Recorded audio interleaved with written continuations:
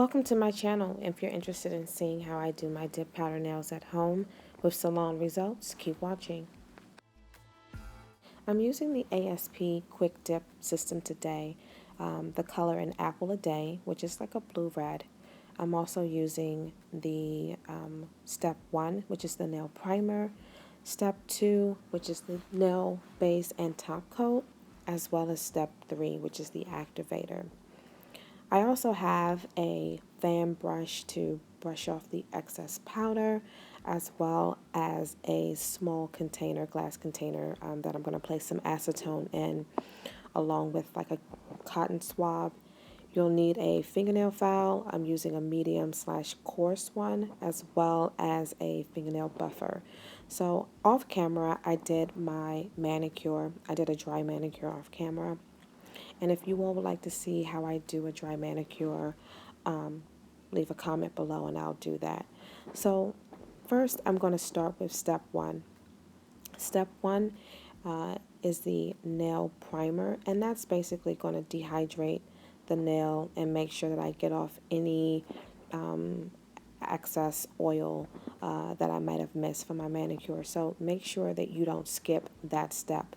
Apply that to the entire hand. The next, I'm going to move on to step 2. Step 2 is the base coat. Someone left a comment in my on one of my videos regarding how if I had any tips and tricks for strengthening the center part of the nail. And one of the things that I like to do is I like to apply my first dip to the midsection, midway of my nail. Now, before you even start dipping, make sure you give your powder a good stir. Sometimes the powder can have lumps and clumps in it, and that can definitely throw off your application. So right here, I'm also showing if you need to have like some stability in terms of support for the nail, use the side or the edge of the container that your powder is in. This will help you sort of stabilize your nail as you're applying your base coat. Now, I like to build up my apex. Your apex is basically the center part of your nail plate. So I like to build that up. This is also a tip that I like to do in terms of strengthening the nails, because sometimes you can have, if you don't have enough product on your nails, they could be a little weak, especially in the center section. And so make sure that you apply your base coat midway. I like to cover the entire nail from midpoint to the free edge. Pay attention to the fact that I'm not really applying the product to the side walls of my nail, and that's because I don't want a lot of product. I don't want bulky nails. This is how you can sort of avoid having those chiclet looking tips or dip nails. So be mindful of that. Use very, very thin layers of the product. And again, you just want to dip it in. This is going to strengthen your nail. So if you're having any issues with, bending, especially midpoint, try this tip and see if that works for you and let me know if it does. So right here, I'm just going to brush off the excess powder, make sure I get the powder that may be underneath my nails. And as you can see, that's very, very thin. But this is going to actually, again, build not only the strength of our nails, but it's also going to add height, because I like to have like a slight curvature within my nails. So again, I'm just applying the product midway, going all the way down to the free edge, dipping my nail directly in. Now I have a ceiling fan on, so that's why I just threw my nail in there like that, because I didn't want the air from the ceiling to sort of dry the product out. But again, as you can see, I'm not applying a lot of product to the sides, because again, I don't want that thickness, that bulkiness that you can get on the sides. So if you follow the steps that I'm showing, like very thin layers and just applying it really on the center part of your nail, this is going to be the difference between, in my opinion, between you having like just nails that you may did at home, and it sort of looks like, you know, a professional did not do them, versus doing your nails at home and it looks like you actually went to a salon.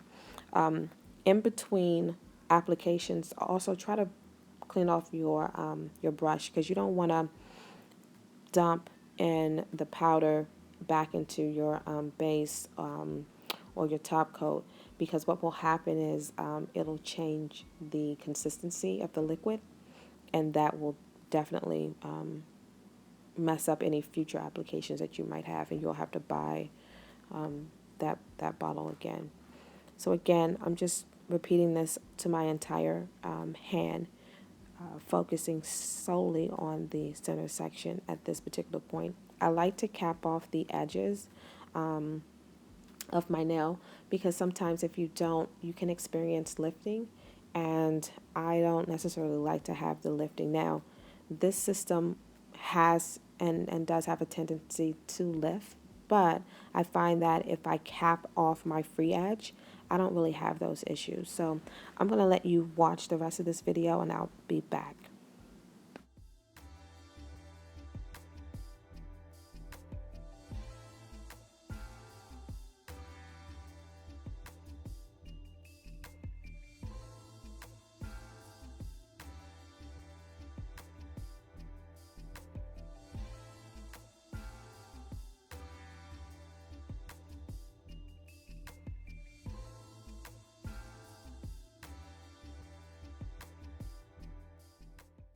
I wanted to point out right here where you can actually see when you apply at least 2 coats to the midsection, it starts to build up the apex, which is your center section. So it's already starting to create that curve, and you can see that it's not a lot of product, it's not a lot of build up around there. And so once you've completed at least 2 dips to the midsection, you're now ready to move on to the full application of the powder. Right here, I'm going to take my time and apply the powder to the entire nail, applying a very, very thin layer, and I'm going to dip my finger into the powder at this point. I typically go for 2 to 3 dip cycles if you want.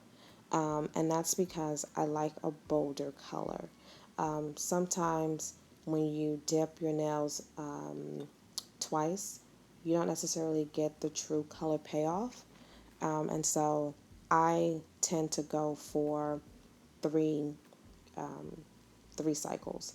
Now, my nails are not thick, but I do like to go in 3 times. And also, with this particular brand, I find that sometimes I have to wiggle my finger just to make sure that I'm getting all of the powder to sort of connect with the top coat, or the base, if you will. So sometimes if you dip it in, your finger in, and you notice that you're not pulling back a lot of powder on the product, on your finger, um, try wiggling your finger around while it's in the powder and see if that gives you a different result.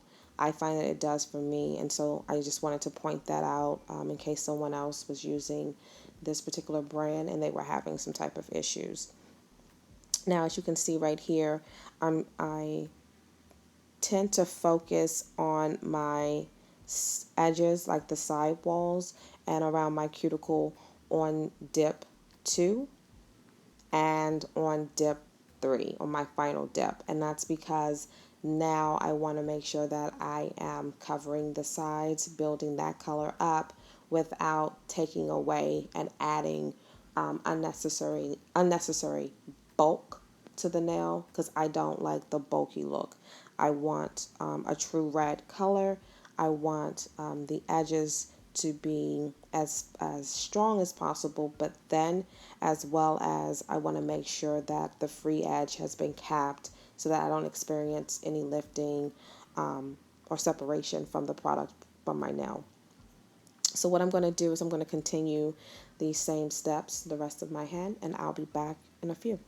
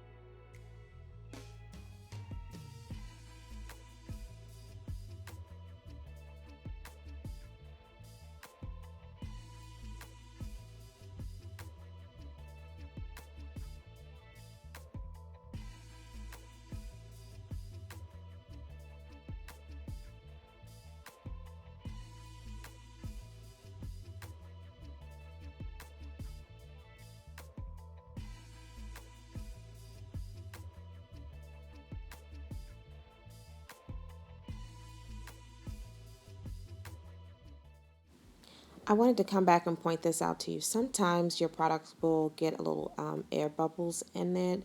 And so you might want to just take the edge of your brush, the tail end of your brush, and just stir the product around, the powder around, just to get those air bubbles or lumps and clumps out throughout your application.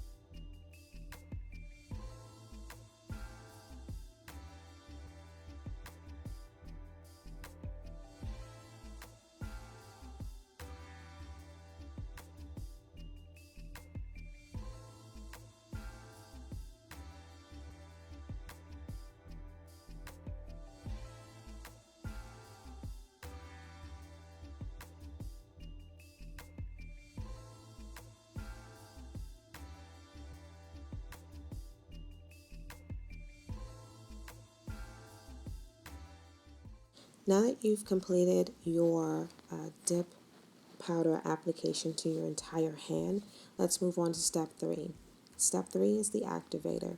You're going to apply 2 coats of this to your nail to make sure that 1, the product bonds with the top coat, and number 2, that we cure and set the powder to the base coat.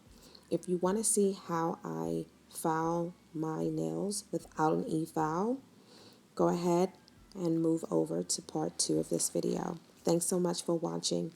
Bye.